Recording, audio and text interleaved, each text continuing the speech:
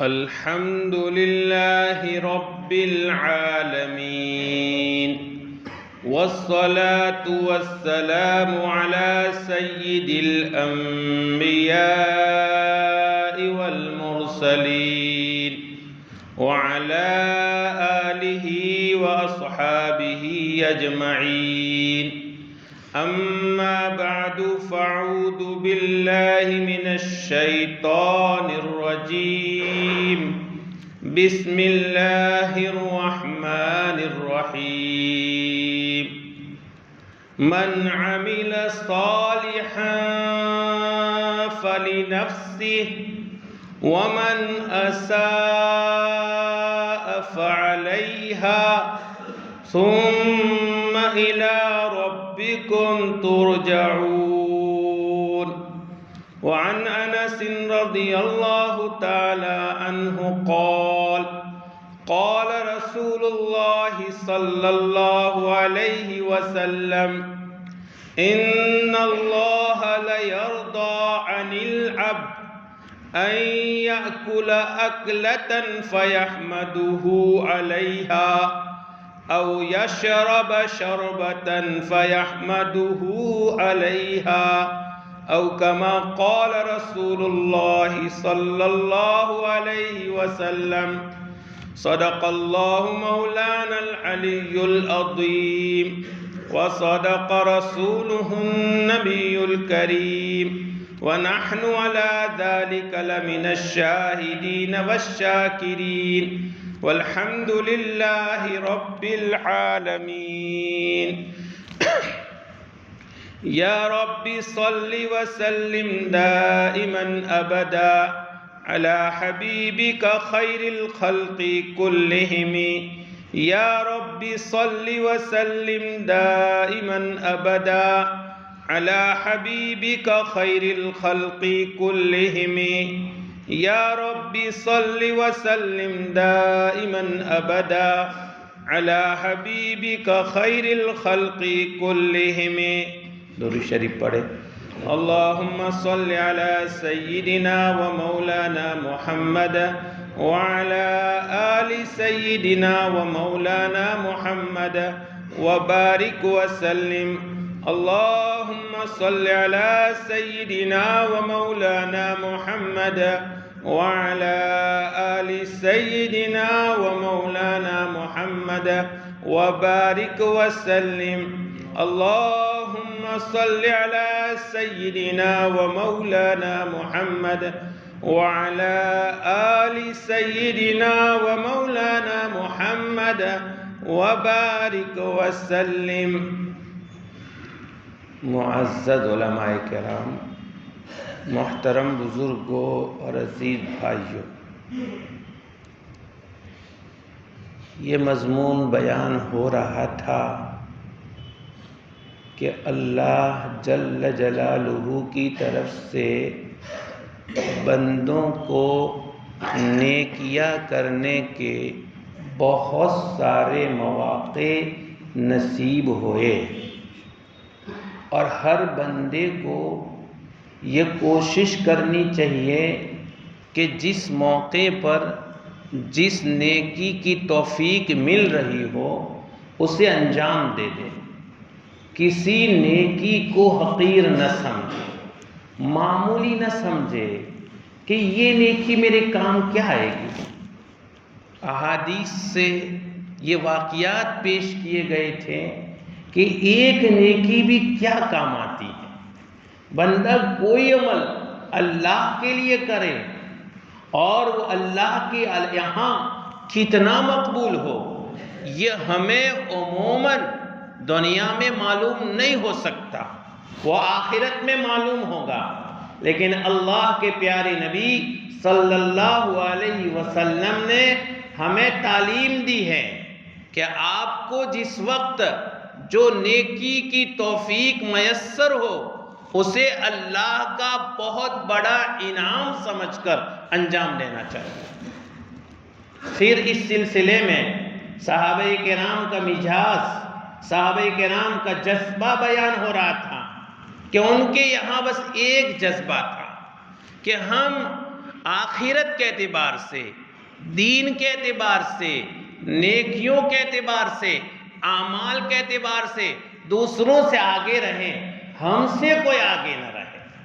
اور احادیث میں جو واقعات ہیں وہ پیش کیے تھے، اور حضرت ابو ذر غفاری رضی اللہ تعالیٰ عنہ کی سند سے سرکار دو عالم صلی اللہ علیہ وسلم کا ایک طویل ارشاد صحابہ کرام کی ایک درخواست کے نتیجے میں پیش کیا گیا تھا۔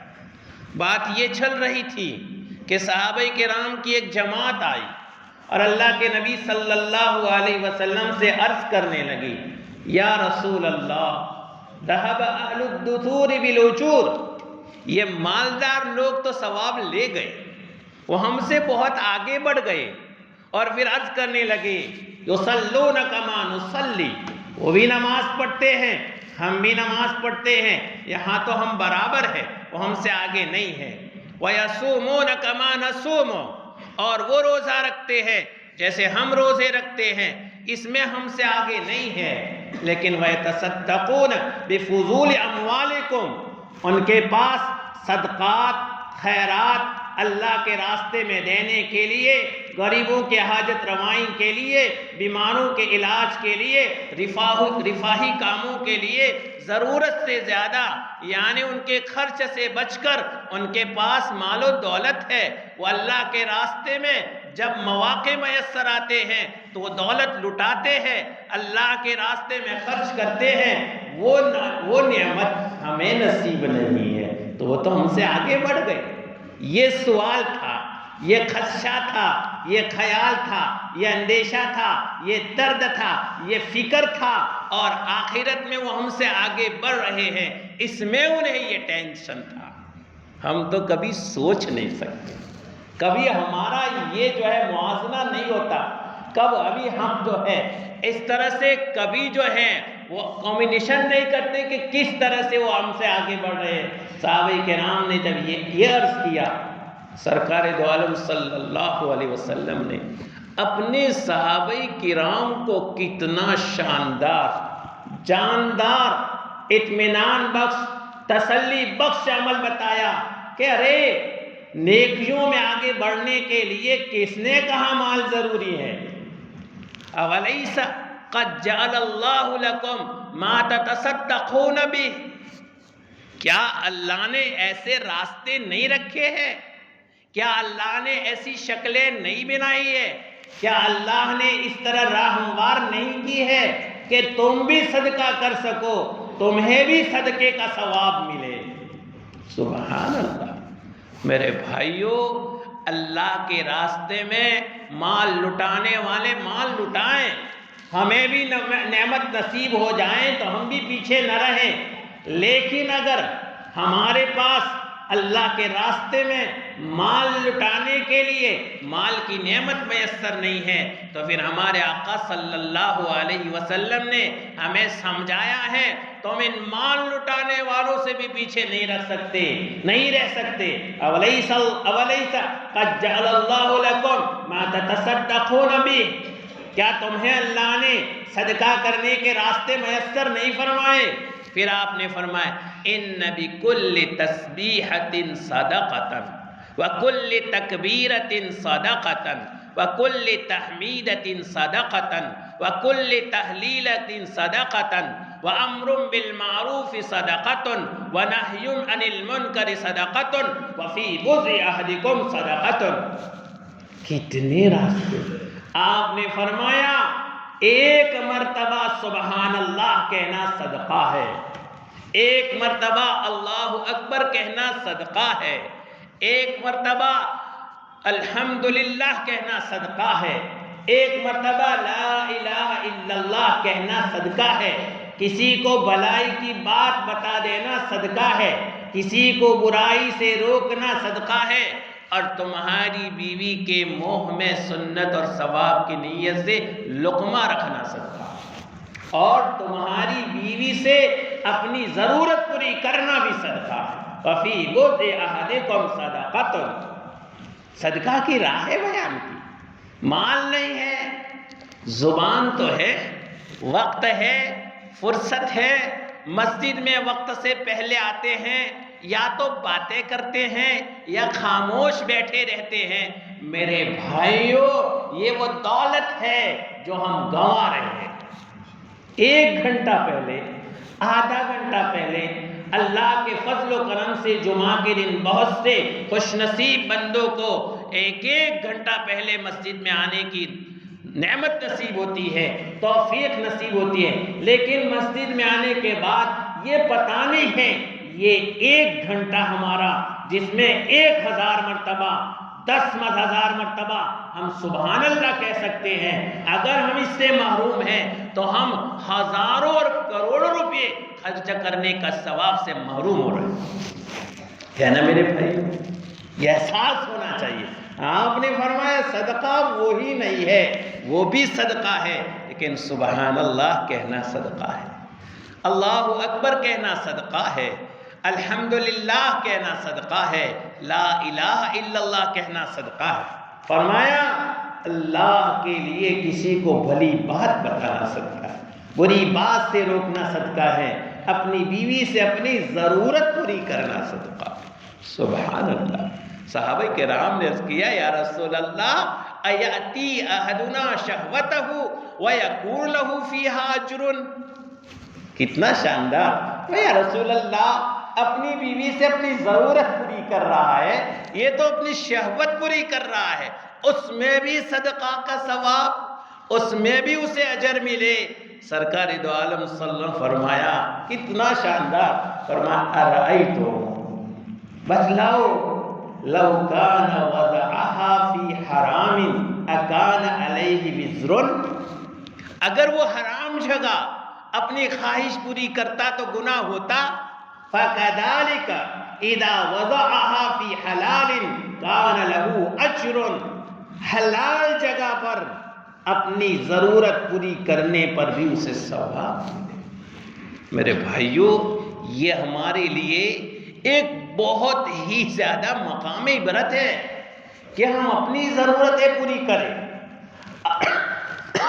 اپنی خواہشیں پوری کریں، اپنا پیٹ بھرے، اپنی بھوک مٹائے، اپنی پیاس بجھائے، اور اس میں بھی صدقہ، اس میں بھی صدقہ۔ تو میرے بھائیوں، صحابہ کرام کا یہ سوال تھا، اللہ کے نبی صلی اللہ علیہ وسلم نے یہاں یہی فرمایا کہ حلال جگہ پر یہ اپنی ضرورت پوری کر رہا ہے تو اس کی بنیاد پر اسے ثواب مل رہا ہے۔ معلوم گناہ سے بچنا بھی بڑی بات ہے، اور حلال کھانا بھی عبادت ہے، حرام سے بچنا بھی عبادت ہے۔ میں نے جو روایت آپ کے سامنے خطبے میں پیش کی ہے، دیکھیے سرکار دو عالم صلی اللہ علیہ وسلم ارشاد فرماتے ان اللہ لیرضی عن العبد، اللہ اس بندے سے خوش ہوتے، خوش کس بات پر؟ تسبیح پڑھی ہے، تلاوت کی ہے، نفل پڑھے ہے، صدقہ کیا ہے، خیرات کیا ہے؟ نہیں، ہم میں سے ہر ایک کرتا ہے، آگے کا کام کریں۔ فرمایا ان اللہ لیرضی عن العبد، اللہ تعالیٰ اپنے اس بندے سے خوش ہوتا ہے ان یأکل اکلۃ فیحمدہ علیہا، ایک لقمہ کھا کر کے اللہ کا شکر بجا رہا ہے۔ کون نہیں کھاتا؟ اپنی ضرورتیں ہم بھرتے ہیں، اپنی ضرورتیں پوری کرتے ہیں، پیٹ ہم بھرتے ہیں، بھوک ہم مٹھاتے ہیں، لیکن اس موقع سے ہمیں دھیان نہیں ہوتا یہ ایک ایک لقمہ پروردگار کی نعمت ہے، یہ ایک لقمہ دسترخوان پر آیا ہے وہ بھی ایک نعمت ہے، یہ لقمہ دسترخوان سے ہاتھ میں آتا ہے یہ بھی نعمت ہے، ہاتھ سے منہ میں جاتا ہے وہ نعمت ہے، چبا کر اس کو اتارتے ہیں وہ نعمت ہے، پیٹ میں جانے کے بعد وہ اپنا کام کرتا ہے وہ نعمت ہے، پھر غلاظتوں کے شکل میں نقصان والی چیزیں نکل جاتی وہ نعمت ہے۔ ایک لقمے میں کتنی نعمت۔ ہمارے مدارس میں عربی زبان میں کتابیں پڑھائی جاتی ہے، اس میں حضرت علی میاں ندوی رحمۃ اللہ علیہ کی کتاب ہے القراءۃ الراشدہ، انہوں نے وہاں 2 سبق لکھے ہیں، نمبر 1 کسوۃ من الخبز، کسرۃ من الخبز، روٹی کا ایک ٹکڑا، یہ روٹی کے ایک ٹکڑے کی داستان حضرت نے لکھی ہے، کہاں سے شروع ہوتی ہے؟ اور اس کی داستان کہاں پر جا کر ختم ہوتی ہے۔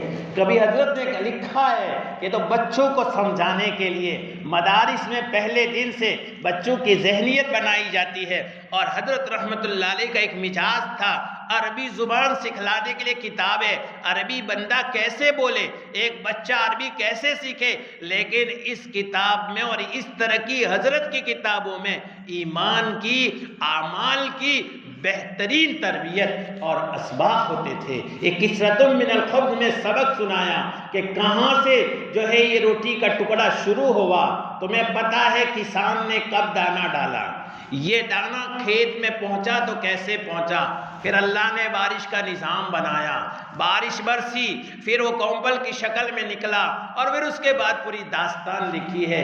جب یہ پوری داستان یاد رہے گی، جب لقمہ اٹھا کر کے منہ میں رکھیں گے بے ساختہ نکلے گا، الحمدللہ بے ساختہ، ہر لقمے پر الحمدللہ کہنا ہے۔ یہ ہمارے آقا صلی اللہ علیہ وسلم نے جو ہمیں کھانے کے بعد کی دعا سکھائی ہے، دین کے بزرگان فرماتے ہیں یہ دعا تو اپنی جگہ پر ہے، لیکن ہر لقمے پر الحمدللہ کہنے کا بے پناہ ثواب ہے۔ ہمیں اللہ توفیق دے دے۔ کون سا مشکل ہے میرے بھائیوں، لقمہ اٹھاتے ہیں، منہ میں رکھتے ہیں، چباتے ہوئے کہ الحمدللہ، اللہم لک الحمد ولک الشکر، اللہم لک الحمد ولک الشکر، اللہم لک الحمد ولک الشکر، اے اللہ تیری تعریف، تیرا شکر، یہ لقمہ کھانے کی تو نے توفیق نصیب کرو۔ اور آگے آپ نے فرمایا او یشرب شربتا فیحمدہ علیہ، ایک گھونٹ پانی پیے، ایک گھونٹ پانی پر اللہ کا شکر ادا کرے تو اللہ بندے سے خوش ہوتا ہے۔ میرے بھائیوں، اس نعمت دینے والے رب کو ہمارے شکر کی کوئی ضرورت نہیں ہے، لیکن اس کو ہمارا یہ عمل اس لیے پسند ہے کہ اللہ یہ چاہتے ہیں کہ بندے اللہ کو ہمیشہ یاد رکھیں۔ تو یہ سمجھا رہا تھا کہ حدیث پاک میں سبق سمجھایا ہے کہ حلال کھانا بھی عبادت ہے، حرام سے بچنا بھی عبادت ہے۔ ابھی نہ سمجھیں کہ عبادت صرف تسبیحات پڑھنا ہے، نمازیں پڑھنے ہیں، تلاوت کرنا ہے، ہاں یہ عبادتیں ہیں، لیکن صرف یہی عبادتیں نہیں ہیں۔ عبادتیں ہیں ہم حرام سے بچے، حرام کھانوں سے بچے، ہمارے روزی روزگار میں حرام کا ایک لقمہ نہ ہو، حرام کا ایک لقمہ پیٹ میں جانے سے کئی مدت تک کے لیے ہماری روحانیت ختم ہو جائے۔ اور حرام سے بچنا یہ نیکی ہے میرے بھائی، ذہن میں نہیں آتا گناہوں سے بچنا نیکی ہے۔ حدیث پاک میں ایک بڑا لمبا قصہ ہے جس میں اگلے زمانے کے 3 شخصوں کا سرکار دو عالم صلی اللہ علیہ وسلم قصہ بیان کیا ہے۔ ایک یہ 3 آدمی ایک موقع پر سفر کر رہے تھے، اور سفر کرتے کرتے راستے میں جو ہے تھوڑا موسم بدلا، تیز آندھیاں ہونے لگی، بارش کا سماں بنا۔ اب یہ تینوں جو ہے پناہ لینے کے لیے غار میں چلے گئے۔ اتفاق قدرت کا، خدا کا کرنا ایسا، اوپر سے ایک بڑا پتھر، چٹان کہتے ہیں، وہ آیا اور غار کا منہ بند ہو گیا۔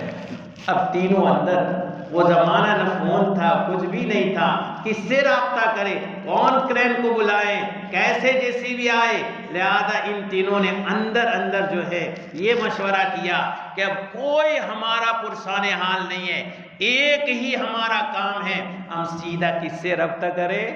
اللہ سے۔ وہ رب ہر جگہ ہر ایک کو جانتا ہے، اسے سب پتا ہے غار میں کون پھنسا ہے، دنیا والوں کو پتا نہیں۔ تینوں نے یہ عہد کیا کہ اللہ کو منانے کے لیے ہم ایک دعا کریں، اور اس دعا میں یہ کہے کہ ہمارا جو نیک عمل اللہ تجھے پسند ہے اس کی برکت سے ہمیں نجات دے دے۔ کہا بہت اچھا۔ تینوں میں سے ایک نے دعا کی۔ میرے بھائیوں غور سے سنیں، یہ غار کے دہانے میں دعا کرنے والا کیا دعا کرتا ہے؟ اس نے دعا کی، اے اللہ، روایات میں مختلف الفاظ ہیں لیکن خلاصہ، میری ایک چچا زاد بہن تھی، مجھے اس سے بڑی محبت تھی، بہت خوبصورت تھی لیکن غریب تھی۔ میں بہت سی مرتبہ اسے گناہ کی دعوت دیتا تھا لیکن وہ میری بات نہیں مانتی تھی۔ ایک مرتبہ حالات سے مجبور ہو گئی، قحط پڑ گیا، اس کے گھر میں فاقہ ہو گیا، وہ میرے پاس مدد کے لیے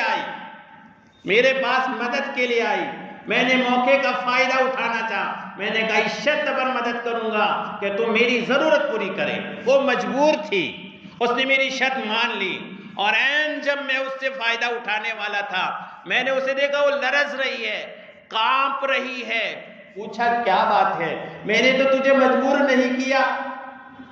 اس نے کہا میں نے گناہ کا کام آج سے پہلے نہیں کیا ہے، یہ پروردگار تو جانتا ہے، تیرے سوا کوئی نہیں جانتا، تیری ذات کی قسم میں نے اس کو اس حالت میں دیکھا، مجھے ڈر لگا، یہ فقر کی ماری، یہ محتاجگی کی ماری، فاقے کے حالت میں تجھ سے ڈر رہی ہے، تو نے مجھے اتنی نعمت دی ہے، میں کیوں نہ ڈروں؟ میں نے وہ گناہ کا کام چھوڑ دیا، میں نے کہا جا خدا کے واسطے اور یہ پیسے بھی لے جا، پروردگار تو جانتا ہے میں نے تیرے خوف سے یہ گناہ چھوڑا تھا، تو میرے لیے اور ہمارے لیے اس گھر کے دہانے کو کھول دے۔ ایک حصہ نیچے اتر گیا پہاڑ چٹان کا، ایک بھاگ، تیسرا بھاگ ظاہر ہوا، 2 بھاگ باقی تھے۔ دوسروں نے جو دعائیں کی مجھے اس مختصر وقت میں نہیں بتانا، بس یہ جو اصل دعا تھی کہ یہ بندہ گناہ سے بچا تھا اور اس گناہ سے بچنے کا وہ واسطہ دے رہا ہے، اے اللہ میں اس گناہ سے تیرے لیے بچا تھا، یہ میری ایک نیکی ہے۔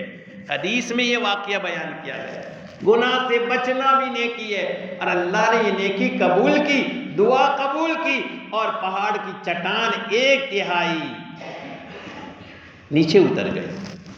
میرے بھائیوں، گناہوں سے بچنا عبادت ہے۔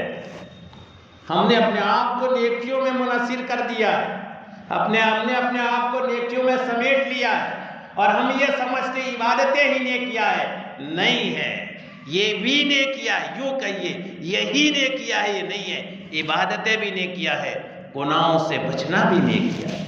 آپ نے ایک مرتبہ صحابہ کرام کو نصیحت کرتے ہوئے حضرت ابو ہریرہ رضی اللہ تعالیٰ عنہ کا ہاتھ پکڑ کر آپ نے 5 نصیحتیں کی تھی، اس میں سے پہلی نصیحت آپ نے فرمایا تھا اتق المحارم تکن عابد الناس، گناہوں سے بچو بہت بڑے بزرگ بن جاؤ۔ گناہوں سے بچنا بہت بڑی بزرگی کی علامت ہے، آپ فرما رہے گناہوں سے بچو بہت بڑے بزرگ بن جاؤ گے۔ میرے بھائیوں، اس زمانے میں جہاں گناہوں کی ایسی ریل پیل ہو گئی ہے کہ گناہوں کو گناہ سمجھنا ہم نے چھوڑ دیا، گناہوں کو گناہ سمجھنا ہم نے چھوڑ دیا ہے۔ ہمیں پتہ نہیں یہ گناہ کی شکلیں ہیں، ہمیں پتہ نہیں یہ گناہ ہے، اور گناہوں کو گناہ سمجھنا چھوڑ دیا ہے تو اس سے توبہ کی توفیق کہاں نصیب ہو سکتی ہے؟ اس لیے ضرورت ہے کہ ہم نیکیوں کے ساتھ ساتھ یہ نیکی بھی کریں، ہم گناہوں سے بچیں، اور یاد رکھیں زمین میں پاتال میں بھی چلے جائیں، ساری دنیا والوں سے بچ جائیں، سیٹلائٹ کیمرے ہمارے گناہ کو نقل نہ کریں، یہ CCTV کیمرے ہمارے گناہوں کو نہ سمجھیں، لیکن اس پروردگار کی ذات علیم و خبیر ہے، حکیم و بصیر ہے، اسے سب پتہ ہے۔ تنہائیوں میں ایسی تنہائیاں جہاں ہمارے ساتھ ہمارے فرشتے بھی نہ ہو، لیکن پروردگار کی نگاہ ہمیں گھیرے ہوئے، CCTV کیمرے سے بچ کر ہم گناہ سے بچ سکتے ہیں، تو اس تصور کے ساتھ کہ ہر حال میں ہمارا پروردگار ہمیں دیکھ رہا ہے، کیا ہماری ذمہ داری نہیں ہے ہم گناہوں سے بچیں؟ اللہ پاک ہمیں گناہوں سے بچنے کی جو نیکی ہے اس نیکی کے انجام دینے کی توفیق عطا فرمائے۔ تو یہ اس روایت کا جو آخری ٹکڑا تھا وہ مجھے آپ کو سمجھانا تھا۔ آپ نے فرمایا یہ اگر حلال جگہ اپنی خواہش پوری کر رہا ہے تو یاد رکھیے اس پر بھی اس کو ثواب ملتا ہے کیونکہ وہ ایک گناہ سے بچا ہے۔ اسی طرح سے حضرت ابو ہریرہ رضی اللہ تعالیٰ عنہ کی روایت ہے، فرماتے ہیں سرکار دو عالم صلی اللہ علیہ وسلم نے ارشاد فرمایا کل سلامہ من الناس علیہ صدقۃ کل یوم تطلع فیہ الشمس. اللہ نے ہمارے بدن میں جوڑ رکھے، یہ جوڑ ہے جگہ جگہ پر.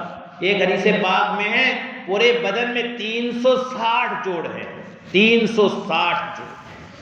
سال کے 360 دن ہیں اور ہمارے بدن کے 360 جوڑ ہمارے آقا صلی اللہ علیہ وسلم نے بیان فرمایا. اور ہر جوڑ پر ہمارے صدقہ لازم ہے. ہر صبح میں آپ نے فرمایا کل سلامہ من الناس علیہ صدقۃ کل یوم تطلع فی الشمس. ہر جوڑ پر ہر روز جب صبح سورج طلوع ہوتا ہے ہم پر صدقہ لازم ہے. کیسے صدقہ کرے، اتنے پیسے کہاں سے لگائے؟ تو آپ نے صدقے کی شکلیں سمجھائی. فرمایا تعدل بین اثنین صدقۃ. دو بھائی لڑ گئے ہیں، دو بھائی ایک دوسرے سے اپنے منہ موڑ چکے ہیں، دونوں میں مقاطع ہو چکا ہے، دونوں میں بات بند ہو گئی ہے، میل جول بند ہو گیا ہے، خوشی غمی کی تقریب میں نہیں جاتے ہیں. تمہیں پتا ہو تعدل بین اثنین صدقۃ، دو بھائیوں میں رنجشیں ختم کرنا، ان میں مصالحت کرنا، ان میں جوڑ کرنا، ان میں اتفاق پیدا کرنا اور ان دونوں کی مصالحت کرنا، یہ صدقہ ہے. تعدل بین اثنین صدقۃ. پھر آپ نے فرمایا تعین الرجل فی دابتہ فتحملہ علیہا او ترفع له علیہا متاعہ صدقۃ. کتنی شاندار. آپ نے فرمایا پہلے زمانے میں یہ آج کل کی گاڑیاں نہیں تھی، سواریاں ہوتی تھی اور یہ جانور ہوتے تھے. آپ نے فرمایا ایک آدمی ہے، کمزور ہے، بوڑھا ہے، یا کسی وجہ سے سوار پر سوار نہیں ہو سکتا، یا سواری اس کے قابو میں نہیں ہے، نخرے کر رہی ہے، سرکشی کر رہی. آپ نے فرمایا تعین الرجل فی دابتہ، تو اس کو اس کی سواری پر سوار کرنے میں مدد کر دے، اس کی سواری پر سوار کرنے میں مدد کر دے. اس زمانے میں ہم یہ کہیں گے کسی کی گاڑی خراب ہوئی، پنچر ہوئی ہے، راستے میں کھڑا ہے، وہ آپ سے ساتھ مانگتا ہے، میرے بھائی تھوڑا ساتھ دے دے. میرے بھائیو، وہ کس پریشانی کی حالت میں اس وقت ہوتا ہے وہ وہی سمجھ سکتا ہے جس کی کبھی گاڑی بیچ راستے میں خراب ہو، دوسرا نہیں سمجھ سکتا. اس وقت وہ ہم سے اپیل کر رہا، اس وقت ہم سے وہ درخواست کر رہا ہے بھائی میرا ساتھ دے دے. یا آپ نے فرمایا او ترفع له متاع علیہا متاع. اس کے پاس بھاری سامان ہے، وہ اٹھا نہیں سکتا، آپ نے فرمایا تو مدد کر کے اس کے سر پر رکھ دے. بوڑھا ہے، بوڑھی عورت ہے، وہ سامان نہیں اٹھا سکتی تھی، تو اس کے پاس سے لے کر کے اپنی بائک پر رکھ دے، اپنی گاڑی پر رکھ دے، تو خود اپنے سر پر رکھ دے، تو اٹھا کر کے اس کی مدد کرے. فرمایا صدقہ، یہ بھی صدقہ ہے. تو کسی کی سواری پر اس کو سوار کر دینا، اس کی سواری اس کے قابو میں نہیں آ رہی ہے، اس پر سوار کرنے پر صدقہ ہے.